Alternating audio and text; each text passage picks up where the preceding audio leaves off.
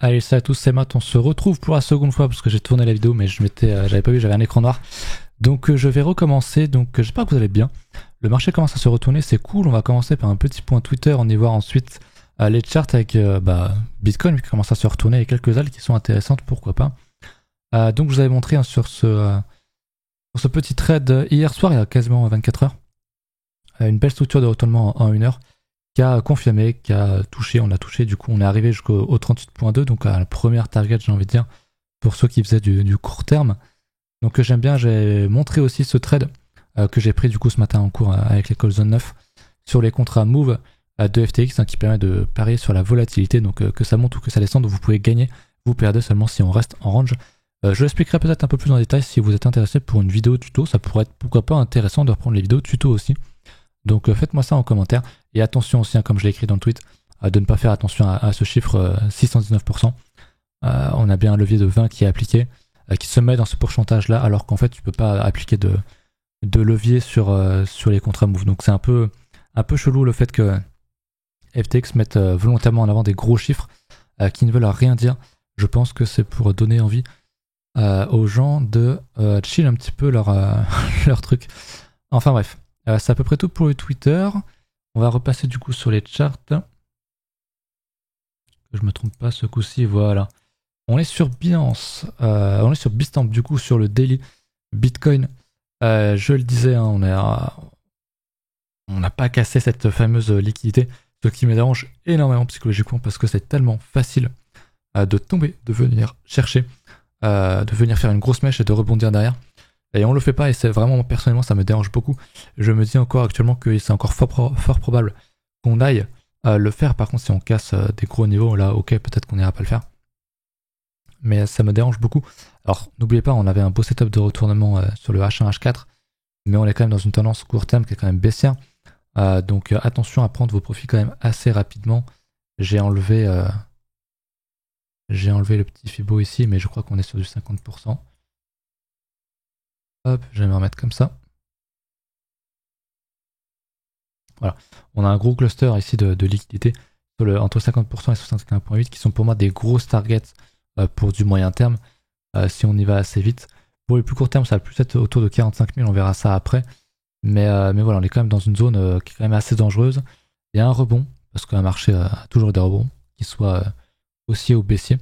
Donc attention à ça, ce qui m'intéressait c'était surtout du coup le plus court terme en H4. Du coup, j'ai simplement pris le petit retracement ici.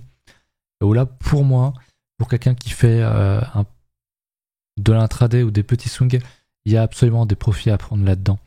Parce qu'on a vraiment un cluster de résistance, déjà une résistance graphique, on a une zone d'imbalance graphique, aussi un trou de liquidité qu'on voit très bien ici avec le volume profile. Donc oui, pour moi, il y a des profits à prendre. On est en tendance baissière, souvenez-vous, c'est quand même contre-tendance, donc on prend des profits quand même assez vite. On a une divergence baissière classique qui est ici, on ne l'oublie pas, c'est cool, hein, on a cassé la tendance baissière sur ce momentum, hein, donc sur le WZ Cross, mais on reste quand même en contre-tendance. Donc attention à ça, les alts se réveillent, c'est cool, Bitcoin aussi c'est cool, mais attention à prendre des profits quand même, c'est important.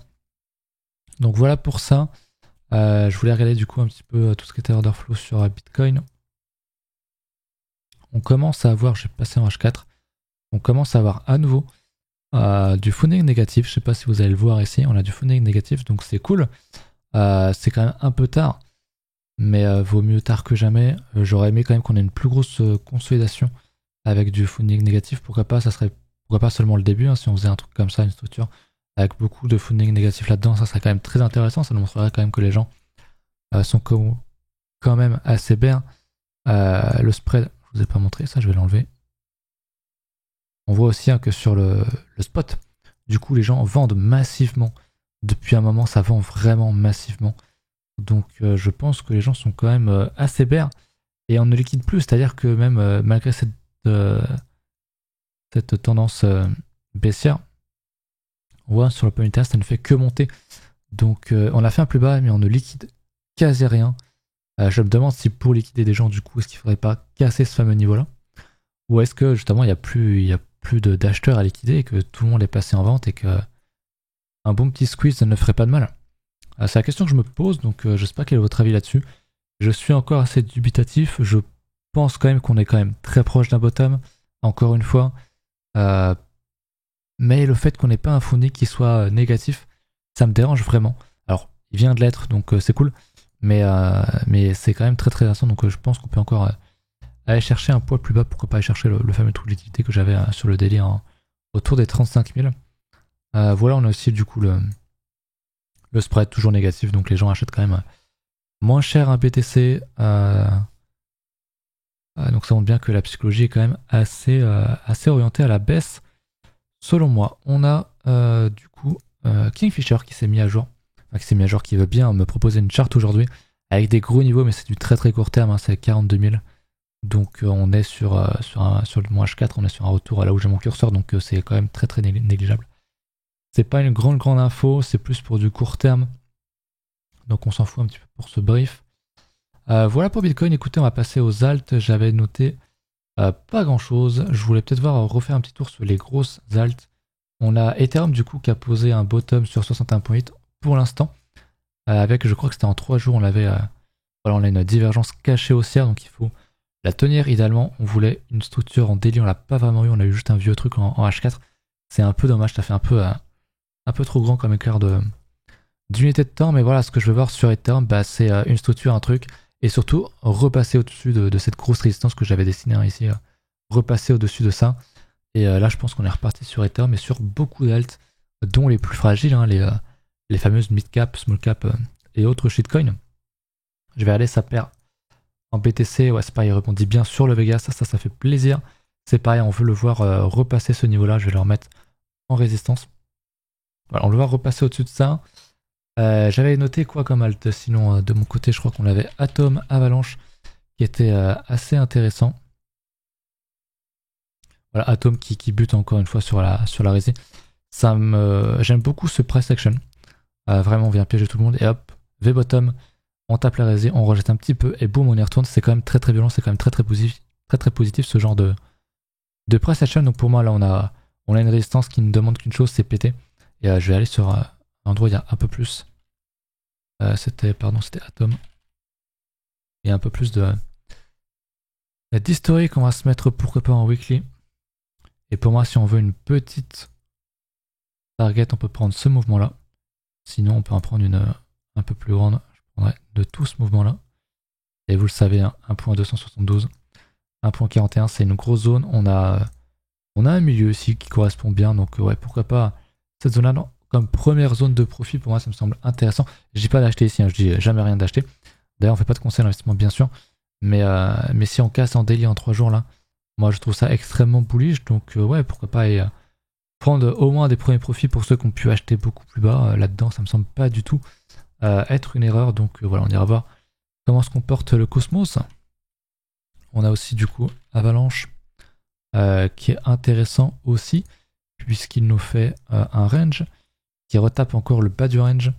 Donc, j'aime bien, on a ce beau range avec potentiel double bottom de continuation, hein, si on fait ça. Et qu'on casse, c'est également très très bullish sur le AVAX. D'ailleurs, je sais pas si vous savez, il y a une conférence AVAX bientôt, c'est fin mars, je crois, à Barcelone. J'y serai sans doute. Donc, si jamais il y en a qui pense y aller, n'hésitez pas à me MP sur Twitter ou à venir sur Discord. Ça pourrait être sympa de se voir là-bas. Voilà. Qu'est-ce que je pourrais regarder d'autres? Je vais aller dans ma liste, mais je crois que j'ai rien qui a vraiment bien pété aujourd'hui que je pourrais évoquer. Rien de bien intéressant. Donc, écoutez, je pense que je vais vous laisser là-dessus. Merci d'avoir checké. Ah si, ne quittez pas. On me l'avait demandé, je l'avais oublié, je l'avais noté en plus. Le fameux FXS, hein, vous savez que j'étais sorti de position. Là-dedans, j'étais ressorti un peu là-dedans. Et j'avais posé ce short théoriquement, on s'en fout d'ailleurs. Tout ça n'a plus, ça fait vraiment trop longtemps. J'aime beaucoup ce qu'il nous fait, le FXS. C'est maintenant une grosse cap, hein, il est dans le top 100 je pense maintenant. Donc très très intéressant, il nous fait une très bonne structure de range. J'aime beaucoup, hein, une grosse rési ici, avec un très beau support qui a été bien défendu ici aussi. Donc j'aime beaucoup, il défend ça et il vient casser en haut, donc je pense qu'on peut aller chercher la continuation sur le fameux FXS. Je vais regarder du coup cette charte ici. Donc le Fracture FXS que j'ai payé moi il y a vraiment longtemps, ce truc là, c'est un truc que j'ai dû payer J'ai dû le payer par là. Juillet 2021, non. Non, je l'ai payé avant. J'ai peut-être payé ici, peut-être acheté un peu en bas, je sais plus trop quand, mais j'en ai depuis un petit moment. Et voilà, on casse l'ancien ATH. Donc c'est bullish, mais on avait cassé ici sans trop de conviction. En tout cas, sur les exchanges, il n'y avait pas vraiment et ouais, il n'y a toujours pas de volume ici. Donc c'est un peu inquiétant, c'est pour ça que j'étais sorti. Et finalement, il a l'air de quand même bien consolider, donc écoutez, tant mieux. Il y aura peut-être un achat à jouer pour aller chercher des grosses extensions derrière. Donc voilà mon petit point de vue sur FXS. Étonné, honnêtement, qu'il continue comme ceci parce qu'il y avait vraiment pas beaucoup de volume. Mais je crois qu'il y avait des divergences aussi. Donc moi j'étais sorti. Puis ça commençait à devenir une trop grosse cap de mon portefeuille. Vous savez que j'aime pas trop ça. Je suis plus sur les mid-cap et shitcoin. Donc voilà, mais c'est super, c'est bullish. C'est très très bien. Voilà. Je vous laisse là-dessus, réellement ce coup-ci. Je vous remercie d'avoir regardé la vidéo. Pensez à mettre un petit like, un commentaire, à nous rejoindre sur Twitter, Discord et on se retrouve très bientôt. Salut.